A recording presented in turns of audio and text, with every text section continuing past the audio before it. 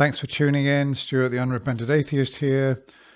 This is a call from Chuck. Chuck from Florida, I believe. 14th of April 2024. John Gleason and Forrest Valkai. So Chuck is calling in to talk about a matter related to the existence of God. And he was he said that he wasn't giving any pronouns, but then Forrest said, "Oh, the producers said that originally when you called in, you gave your pronouns as attack and helicopter."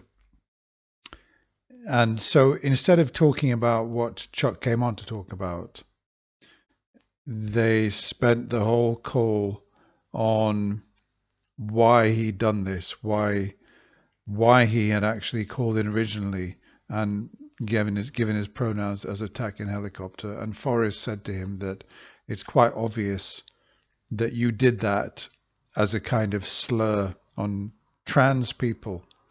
And so they spent all the time talking about these issues. And obviously, when somebody calls in and gives two completely idiotic pronouns that aren't even real pronouns, they're obviously trying to make a point.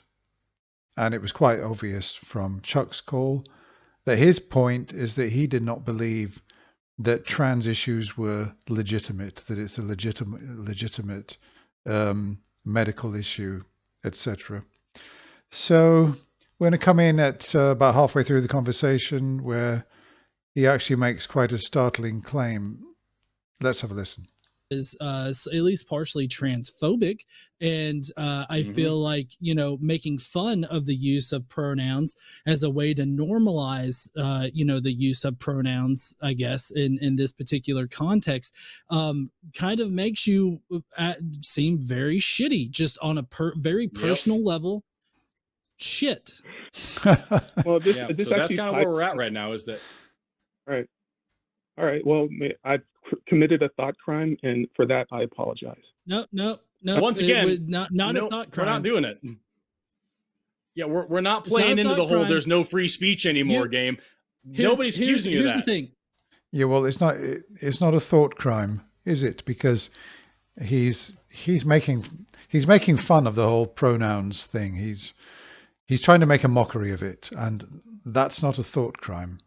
Yeah, here's the thing. You did something that was shitty, and now, whoa, there appears a wild consequence of your actions, right? So that's what's happening right now, right?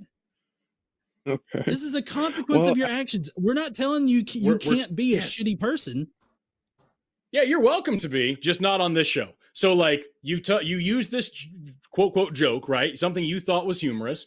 We're trying to get just an honest answer out of you. So you keep asking me, like, you asked, what is my preferred outcome here? My preferred outcome is that you give me an honest answer. Did you know that was shitty, or did you not care that it was shitty? Whether or not you knew, shitty, or whether or not you cared. I consider transgenderism to be a mental disorder. I don't consider it a legitimate thing.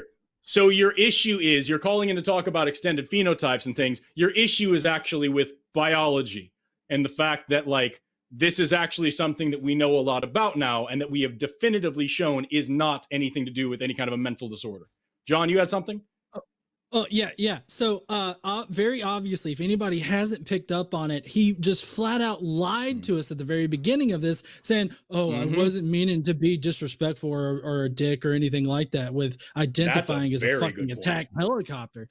I mean, you obviously lied to us. Why should we continue a conversation with you, since you're just going to lie to us anyways? There's no... I honestly wish that people would stop doing this, because it's derailing what we really want to be talking about, which is evaluating claims for the existence of God. A lot of people don't realize, well, of course, he's, I believe he's a Christian. So, but when atheists come onto shows, and they also make a mockery of the pronouns, they don't actually realize that they are elevating they're actually elevating trans issues a notch higher every time they do it by doing that. If they would just stick to the God question, things would be a lot better. But anyway, let's move on. Go, and you seem to be uncomfortable about that. I'm not. I also want to throw out the fact that I dared you to use another right-wing dog whistle, and then you just threw out culture war. Now it sounds like I'm arguing with frickin' Jordan Peterson. It's disgusting. So, do I have to bear the cross of Jordan Peterson? Am I going to be? Oh my God! Holy shit! Like what? It's insane to me how much of a victim you feel like for just being held accountable for being an asshole. Like it's really wild. Like you called in and said something shitty because for some fucking reason you've decided that all the scientists are wrong about this one thing. It's like an anti-vaxxer. No. Yes, I know. I trust all medicine and I'll go to a doctor when I need chemo. But like with this one particular vaccine, with this one particular disease, I think they've all got it wrong. I think I know more than all of them. And when we're sitting here presenting you with modern science, we're presenting you with actual like credible organizations that think something differently than you. You're like, no, that's all ideological stuff. And on top of all of it, on top of you just flatly refusing to accept that there are people who are smarter than you on this issue.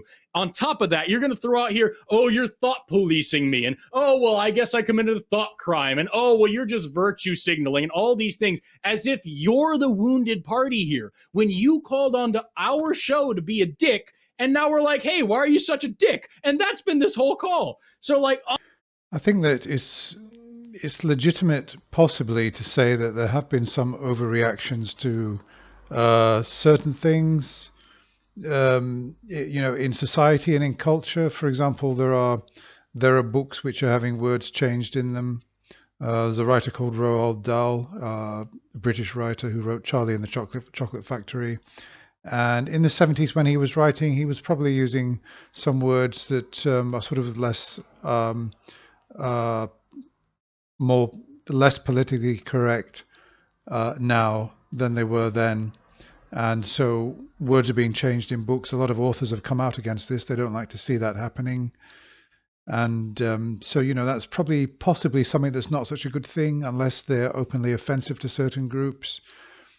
And then we've got the things with trans issues. And the problem is people conflate the whole lot together and they say it's one big conspiracy. You're all snowflakes. You're all, woke and everything like that. And, the problem is that there are legitimate concerns and legitimate areas, but that doesn't mean to say that some of what is going on, maybe some of the oversensitivity, the example that I just gave, for example, is not legitimate. So, we've got to be, I suppose, fairly careful. And I suppose we've got different opinions on these things. And but it does frustrate me a lot that trans issues have become a big thing in counter-apologetics. Not that I'm against supporting trans rights, but I would just like to see atheist shows focusing on atheism and evaluating theist claims. But sadly, that's my point. When these people come on who are against trans rights, they think that they're pushing back. What they're actually doing is elevating the whole thing and keeping it in the foreground. They're actually being counterproductive in relation to what they really want to achieve. And they seem to be too stupid to understand that they're doing this. So I just wish they would stop it with the silly pronouns and the sort of mockery points that they keep making, the mockery by giving ridiculous pronouns. Anyway, well, I've made my point. That's why I really showed this call. I just find it a frustrating waste of time. Okay, that's all for now. Thanks for watching. Goodbye.